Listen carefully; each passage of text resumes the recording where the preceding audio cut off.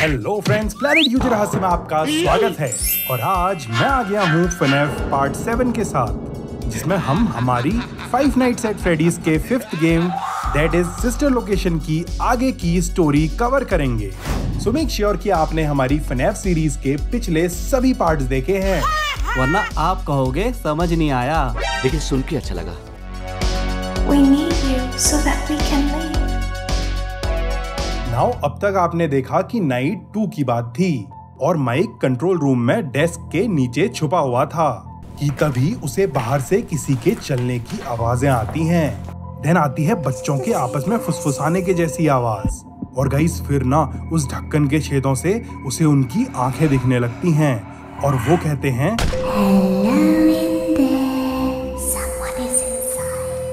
मतलब हेलो, अंदर कोई है। बट तभी माइक को याद आता है कि सर्कस बेबी ने थोड़ी देर पहले कहा था चाहे कुछ भी हो जाए आंखों में मत देखना वरना मर जाएगा तू। सो माइक उनकी तरफ नहीं देखता। बट गाइस देन वो क्रिएचर्स ना बाहर से ढक्कन हटाने लगते हैं और माइक की हालत खराब हो जाती है। वो पूरी ताकत से ढक्कन रोकने की कोशिश करता है, क्योंकि आज अगर ये ढक्कन हट गया ना तो माइक घर वापस नहीं जा पाएगा। देन कुछ देर बाद बाहर से आवाज आती है, वो हमें देख रही है, हमें जाना होगा। आफ्टर दैट वो क्रिएचर्स माइक से कहते हैं हम है राही प्यार के, फिर मिलेंगे, चलते चलते। और उधर से चले जाते हैं। अब आपके माइंड में एक क्वेश्चन आ रहा होगा, ये ढक्कन हिलाने वाले ढक्कन है कौन?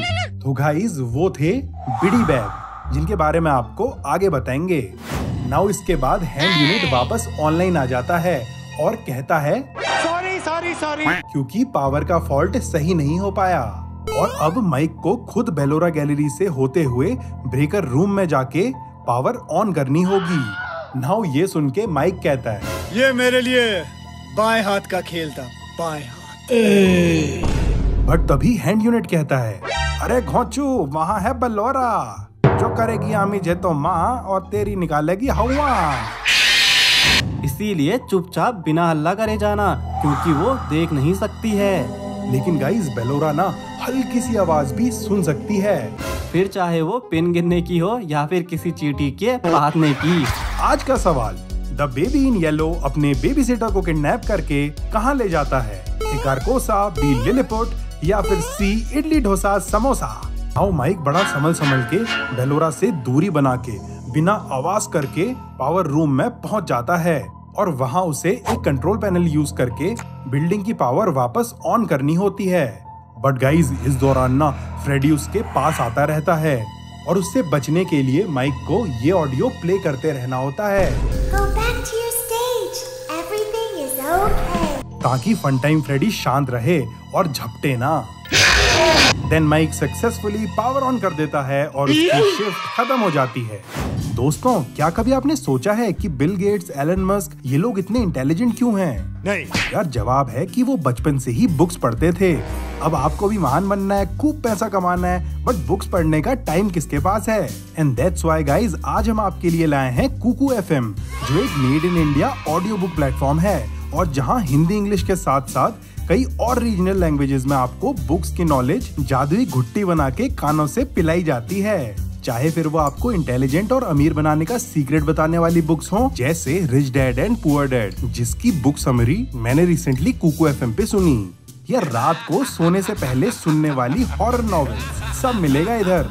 और क्योंकि होली आने वाली है, इसलिए कुकू FM आपके लिए लाया है 50% डिस्काउंट, जिसमें 1 साल का सब्सक्रिप्शन जो ₹399 का था वो सिर्फ ₹199 में मिलेगा। मतलब एक दिन का सिर्फ 50 पैसा।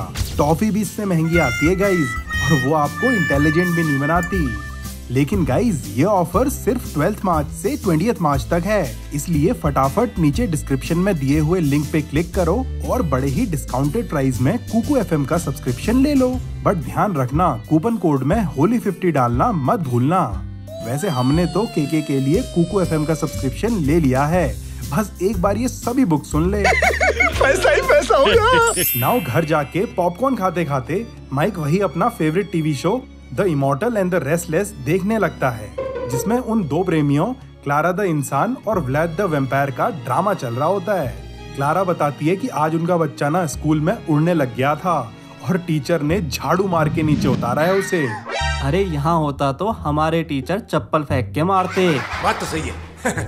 बट गाइज वो वैम्पायर व्लाद फिर से शुरू हो जाता है, कहता है कि वो मेरा बेटा नहीं है। मेरा बेटा हो ही नहीं सकता ये।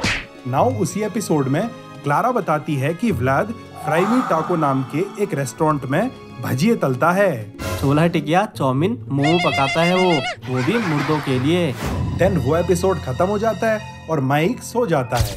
चलो गाइज, इसके बाद होती है नाइट 3। बट यार उससे पहले ना 2-4 एनिमेट्रॉनिक्स के बारे में जान लेते हैं। बिडी बैब, ये बिडी बैब सर्कस बेबी के 2 छोटे छोटे पिद्दी मिनियंस हैं। जैसे हमारा मिनियन के है। तो क्या नाचो मैं?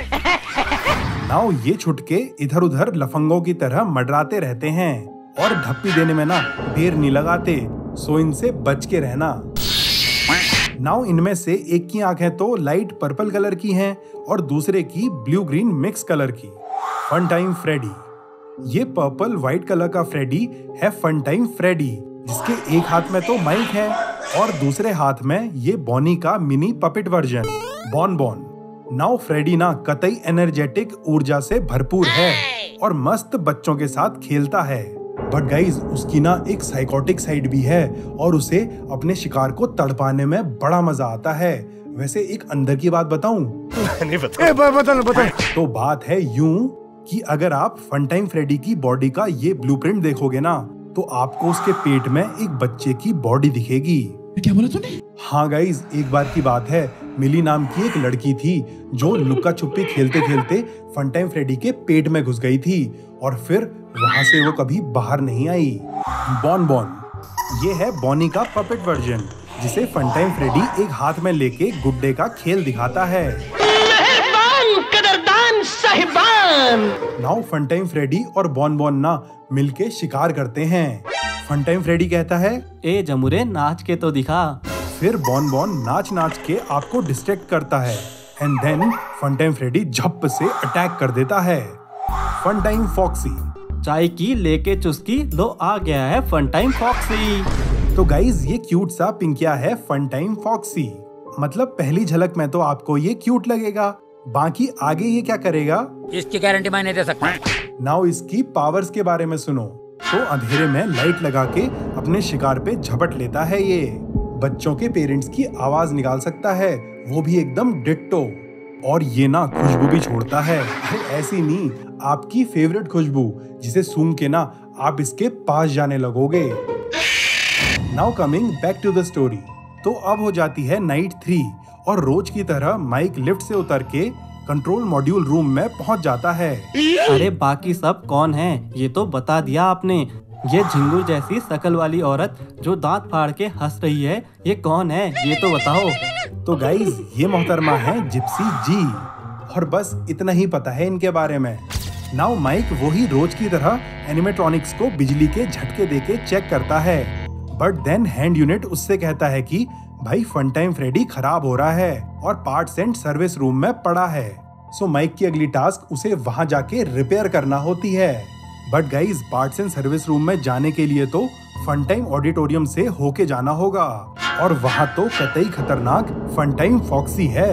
सो फन टाइम ऑडिटोरियम की लाइट्स ऑफ करके हैंड यूनिट माइक को एक फ्लैश बीकन यानी नीली बत्ती पकड़ा देता है। मगर क्यों? क्योंकि फन टाइम फॉक्सी है कतई तेज और वो मक्खी के पंख फड़फड़ाने को भी देख लेता है। सो अगर माइक को फन टाइम ऑडिटोरियम क्रॉस करना है ना तो उसे घुप अंधेरे में जाना पड़ेगा, वरना वो उसे देख लेगा। अब माइक नीली बत्ती को हल्का हल्का चमकाते हुए धीरे धीरे फन टाइम फॉक्सी से बचते हुए पार्ट्स एंड सर्विस रूम में पहुंच जाता है, जहां फ्रेडी मरा पड़ा होता है, मतलब चल नहीं रहा होता है। देन हैंड यूनिट उसे गाइड करके 1-2 बटन दबाता है, जिससे फन टाइम फ्रेडी का सीना फाड़ के माइक उसमें से पावर मॉड्यूल निकाल लेता है। अब ऐसा ही एक पावर मॉड्यूल बॉन बॉन से भी निकालना होता है, बट बॉन बॉन तो एक्टिव होता है और माइक को उसे बंद करने के लिए उसकी बोटाई के नीचे वाले एक बटन को दबाना होता है। लेकिन गाइस दिक्कत तो ये है ना कि अगर बॉन बॉन के मुंह पे ज्यादा लाइट लगाओगे तो वो भाग जाएगा, और अगर बटन दबाने में ज्यादा देर लगाई ना तो नाउ माइक थोड़ी फुर्ती दिखा के बटन दबा के उस टास्क को कंप्लीट कर देता है और इसी के साथ थर्ड नाइट भी कंप्लीट हो जाती है, साथ ही साथ हमारी आज की वीडियो भी। बाकी आगे की स्टोरी आएगी अगले पार्ट में, सो चैनल को याद करके सब्सक्राइब कर लेना। Hope you enjoyed. Thanks for watching the video friends.